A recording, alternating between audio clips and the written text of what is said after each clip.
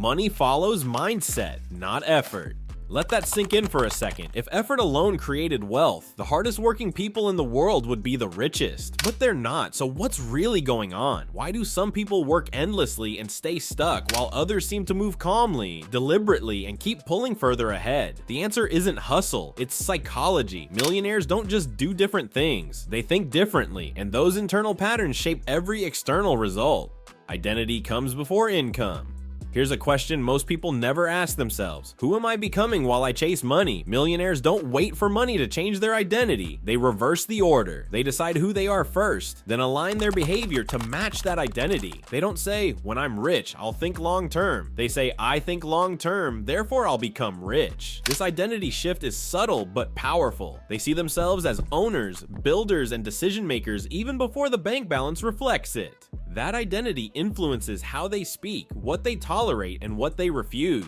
They stop making choices based on survival and start making them based on alignment.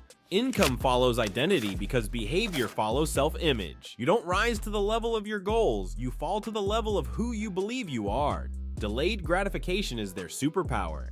Ask yourself this honestly. How often do you trade tomorrow for today? Millionaires train themselves to delay gratification in a world addicted to instant rewards. They understand that most people aren't poor because they don't earn enough, but because they consume too early. They resist impulse spending, emotional decisions, and short-term dopamine hits. Not because they hate pleasure, but because they value leverage more. Every time they delay gratification, they're buying optionality, freedom, flexibility. This doesn't mean they live joyless lives. It means their pleasure is intentional. They choose timing over temptation. And over years, that discipline compounds into outsized results, while others wonder why progress feels so slow. Risk versus control, a different definition. Most people think millionaires love risk. They don't. They love controlled risk. Here's the difference. Average thinkers avoid risk by staying comfortable, even if comfort guarantees stagnation.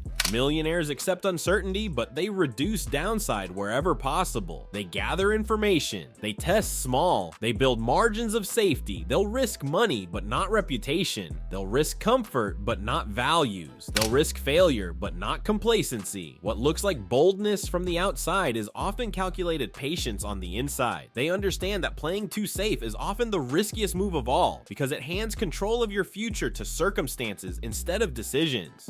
Emotional discipline is the real edge. Here's a tough question. How often do your emotions make your decisions for you? Millionaires train emotional discipline the same way athletes train muscle. They don't eliminate emotion, they manage it. They don't panic during downturns. They don't get euphoric during wins. They stay grounded while others swing between extremes. This emotional stability allows them to see clearly when others react blindly. While average minds chase validation, compare themselves endlessly, or spiral during setbacks, millionaires zoom out. They understand that emotions are temporary, but decisions are permanent, so they pause, they reflect, they respond instead of reacting. That emotional control becomes an invisible advantage, especially in moments when pressure breaks everyone else. Why this psychology changes everything.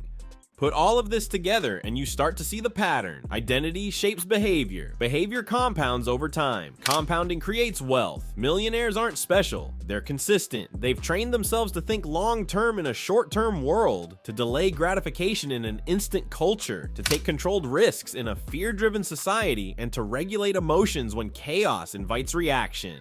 That psychology is the lifestyle. The money is just the outcome. We break down money, mindset, and discipline at the level most people never look.